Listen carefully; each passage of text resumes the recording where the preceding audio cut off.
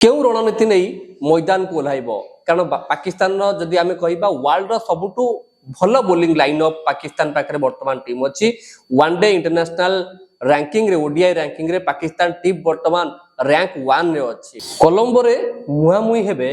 भारत और पाकिस्तान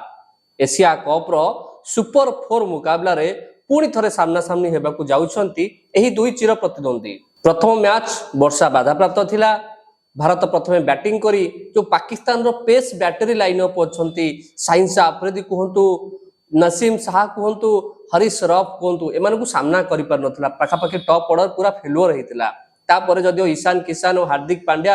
आम भारतीय दलर स्कोर को मजबूत स्थिति को आनिथिले किंतु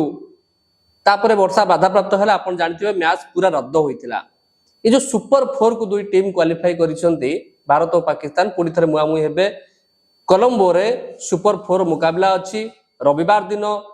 अपराह्न 3टार मैच स्टार्ट हम ताकू नहीं नाना कल्पना प्रकाश पाऊँ कारण वर्षा लगी रही एपर्यंत भी किसी स्पष्ट चित्र आसुनी जदियो खबर आसूची कि गोटे रिजर्व डे भी रखा जायछि सही मैच पई जदि मैच कौन कारण से दिन बातिल है ता पर दिन भी खेला जाई पारे। तो कथा उठुछि भारतर प्लेइंग 11 रे किए किए खेलिबे भारत क्यों रणनीति नहीं मैदान को ओह्लैब कारण पाकिस्तान जदि आम कह वर्ल्ड सबुठू भल बोलिंग लाइन अप पाकिस्तान पाखे बर्तमान टीम अच्छी वनडे इंटरनेशनल रैंकिंग रे ओडीआई रैंकिंग रे पाकिस्तान टीम बर्तमान रैंक 1 रे अच्छी। कहा पल्ला भारी रहिबो ता तो निश्चित जना पड़िबो किंतु प्रथम प्रसंग को आसीबा जो पूर्व मैच रो भूल थिला पूर्व मैच रे कोन मिस्टेक थिला काहे कि टॉप ऑर्डर फेल हेले आपण रोहित शर्मा कथा कहतु विराट कोहली कथा कहतु शुभमन गिल कथा कहतु श्रेयस आयर कथा कहतु 4 जन टॉप ऑर्डर बैट्समैन गत मैच रे फेलुअर होइथिले। जो आगामी मैच अच्छी एहाकू केउ दृष्टिकोण देखिबे भारतीय बैट्समैन माने केमिति फेस करिवे साइंस आफरीदी को केमिति फेस करिवे हरीश रफ को जे कि विगत मैच रे मध्ये आपण देखिबे बहुत जबरदस्त बोलिंग प्रदर्शन करुचंती। साइंस आफरीदी भी भल बोलिंग करुचंती हरीश रफ भी भल बोलिंग करुचंती नसीम शाह भी भल बोलिंग करुचंती। इंडिया जो ताकत अच्छी बैटिंग रे अच्छी पाकिस्तान जो ताकत अच्छी बोलिंग रे अच्छी तो गोटे बहुत बड़ कंटेस्ट उभय बैटिंग आ बोलिंग को जदि हम देखिबा तो आउ गोटे बड़ प्रसंग होउची प्लेइंग 11 रे किए खेलिबे। केएल राहुल पुणी थरे आसुचंती फेरुचंती दल को ईशान किसान जे कि तांको बदल रे खेलुतिले सी चमत्कार प्रदर्शन गत मैच रे मैच सेवर थिले सी मैच को बंचई थिले। जदि हम कहिबा भारत जो बैटिंग विपर्जय होइतिला सेतबेले संकट मोचन साजितिले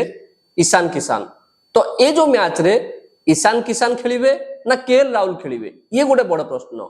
आपण मानू कोन लागुची आपण माने मतामत कमेंट बॉक्स रे दियंतु। सेकंड कथा होची बुमरा मध्ये दल को फेरुचंती बुमरा जदि दल को फेरिबे सामी को बसिबा को पड़िबो जाडेजा मध्ये भलो तांको ऊपर आशा अछि कुलदीप यादव को नै मध्ये अनेक लोकन को मन आशा अछि।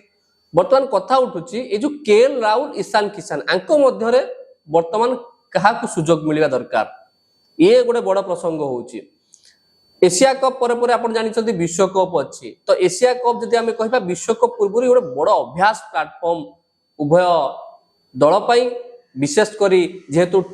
इंडिया रे वर्ल्ड कप हबो तो भारतीय बैट्समैन भारतीय बोलर माने निज माटी रे तो खेलंती किंतु विदेश माटी रे बा विदेशी बोलर को केमिति सामना करथि ई गोटे बड़ परीक्षा तांको पई हबो। चेष्टा तो रहिबो कि एशिया कप मध्ये भारत जीतु किंतु जो पाकिस्तान ओडीआई रे नंबर 1 टीम आ तांको बोलर धुरंधर बोलर वर्तमान अच्छंती पाकिस्तान पाखरे ताकू केमिति सामना करिवे कोन स्वतंत्र रणनीति